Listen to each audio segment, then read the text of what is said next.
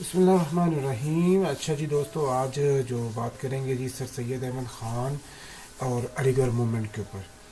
تحریک علی گڑھ جو کہ سر سید احمد خان جس کے بانی تھے، جس کے فاؤنڈر تھے، جس کے کاریہ کرتا تھے، ان کی بات کریں گے تو سب سے پہلے تو اس تحریک کی، اس موومنٹ کی، اس جو خدمت کی اگر ہم بات کریں تو نمبر 1 پہ تو اس کے آغاز سے پہلے کی بات کریں گے بیک گراؤنڈ کے حوالے سے۔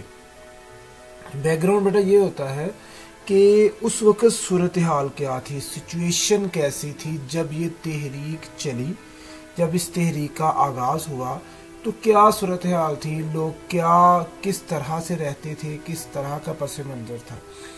تو ہم سب جانتے ہیں، ہم نے پڑھا ہوا ہے کہ تحریک علی گڑھ جو کہ 1959 کو بیسیکلی جو ہے نا وہ سٹارٹ ہوئی تھی، 1859 کو۔ تو اس سے پہلے جنگ آزادی جو ہے نا وہ مسلمان لڑ چکے تھے تقریباً 2 سال پہلے۔ اب اس جنگ آزادی میں مسلمانوں جنگ آزادی میں ناکامی کے بعد جو ہے نا مسلمانوں کے ساتھ جو صورتحال بنی، مسلمانوں پر جو ظلم و ستم ہوئے، اس کا یہاں بیک گراؤنڈ پس منظر کا تذکرہ کیا ہوا ہے، جس میں آفٹر وار آف انڈیپینڈنس جو ہے نا وہ Muslims world target of the revengeful activities کے بدلہ لینے کی ایکٹیویٹیز کے جو نا وہ شکار ہو گئے، اور جو برٹشرز تھے وہ کوئی موقع نہیں جانے دیتے تھے۔ ہندو جو ہیں وہ کوئی، چونکہ ہندو اپنی ملی بھگت سے ہندو انگریزوں کے ساتھ مل چکے تھے، تو یہ کوئی موقع نہیں جانے دیتے تھے مسلمانوں سے بدلہ لینے کا۔ تو ان صورتحال کو اگر دیکھتے ہوئے اگر ہم بات کرتے ہیں کہ جو رولرز تھے، جو کہ گورنمنٹس کے اندر جو لوگ آتے تھے، انہوں نے کسی مسلمان کو جو ہے نا وہ بخشا نہیں تھا۔ یہ کچھ جو ہے نا وہ وہاں کا اس وقت کے کچھ جو ہے نا وہ لائنیں لکھی گئی ہیں، سینٹنس لکھے گئے ہیں، اس وقت کی صورتحال کی تصویر کشی کی گئی ہے مختلف رائٹرز کی طرف سے، مختلف افراد کی طرف سے، جس کا اب ہم تذکرہ جو ہے نا وہ کریں گے۔ اس کا تذکرہ کرتے ہوئے نمبر 1 پہ بات کریں تو نمبر 1 پہ ہے جی کہ Muslims were killed mercilessly and their properties were confiscated, کہ جو مسلمان سے بے رحمی سے قتل کر دیے گئے۔ اب مسلمانوں کو کیا ہوا کہ مسلمانوں کو قتل کرنے کے بعد ان کی پراپرٹیز جو ہے نا وہ چھین لی گئی۔ پھر ایک اور سینٹنس جو ہے نا وہ یہاں لکھا ہوا ہے کہ Muslims were expelled from the government jobs and deprive the jagirs, کہ وہ گورنمنٹ جاب سے اور اپنی جائیدادیں اور جاگیروں سے ان کو ڈپرائیو کر دیا گیا، نکال دیا گیا۔ پھر دا گورنمنٹ، یہ صورتحال بیان کی جا رہی ہے جی مسلمانوں کی آفٹر وار آف انڈیپینڈنس، ٹھیک ہے۔ تو پھر اس کے بعد جو تحریکیں جو ہے نا وہ علی گڑھ شروع ہوئی تھی۔ پھر یہاں پر کہ جو ڈور of government educational institution were almost, government کے جو تعلیمی ادارے تھے مسلمانوں کے لیے جو نا وہ کلوز کر دیے گئے۔ پھر چوتھے نمبر پہ ہے 4th پوائنٹ ہے جی مسلم ور کریشڈ سوشلی اینڈ اکنامکلی، کہ مسلمانوں کو تباہ کر دیا گیا معاشی اور معاشرتی طور پر۔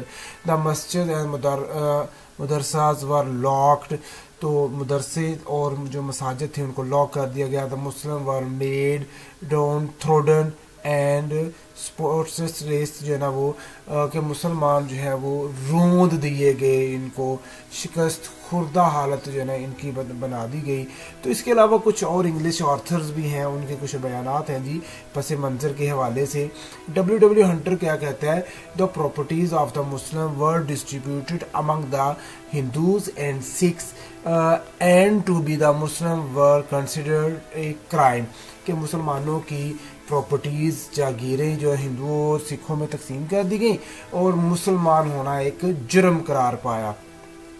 لارڈ رابرٹ لکھتا ہے آئی pass through the Chandni Chowk Delhi there were heap of the dead bodies lying everywhere, کہ جو جب میں چاندنی چوک کے میں سے گزرا تو وہاں پر ڈیڈ باڈیز کے ڈھیر تھے۔ ڈھیر کا مطلب ہوتا ہے کہ وہ ڈھیری نہیں ہوتی چھوٹی، نہ وہ پہاڑ ہوتا ہے، پہاڑ اور چھوٹی ڈھیری کے درمیان کی کوئی حالت، ایسی حالت کہ انسان کے ذہن میں کاؤنٹنگ نہیں آ سکتی، اتنا بڑا ڈھیر، ابری ہوئی جگہ، ایسی ڈیڈ بوڈیز جو مسلم لوگوں کی ڈیڈ بوڈیز تھی. یہ صورتحال تھی لارڈ رابرٹ کے مطابق. یہ بوسورتھ کے سمتھ کے مطابق ہے جی.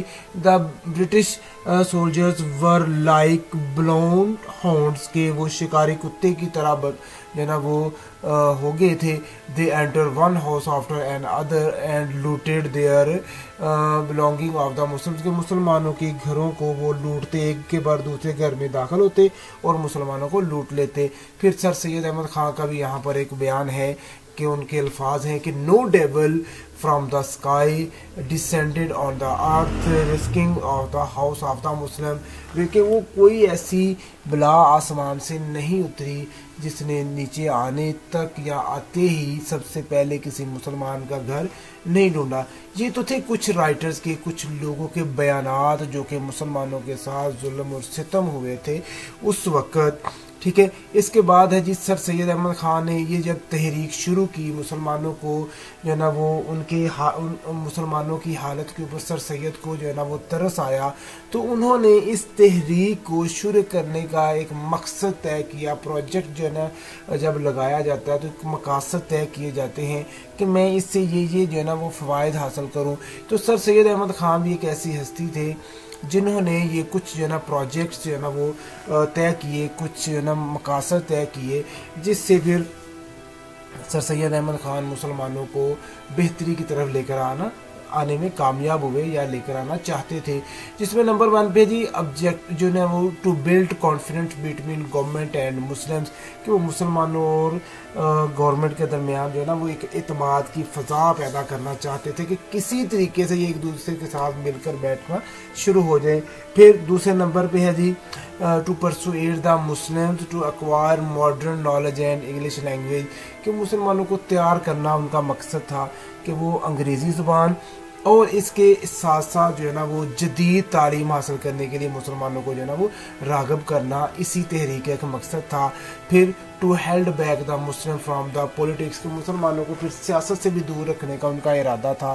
یہ 3 مقاصد بھی جو ہے نا وہ سر سید احمد خان نے اپنے طے کیے اور انہی مقاصد کو لے کر انہوں نے مسلمانوں کی تعلیمی سرگرمیوں کو, سیاسی سرگرمیوں کو جو ہے نا پروان چڑھایا, معاشی سرگرمیوں کو پروان چڑھایا, معاشرتی سرگرمیوں کے اندر جو ہے نا وہ حصہ لیا تاکہ مسلمان کسی طرح سے جو ہے نا اپنے پاؤں پر کھڑا ہونا یا ہو جائے.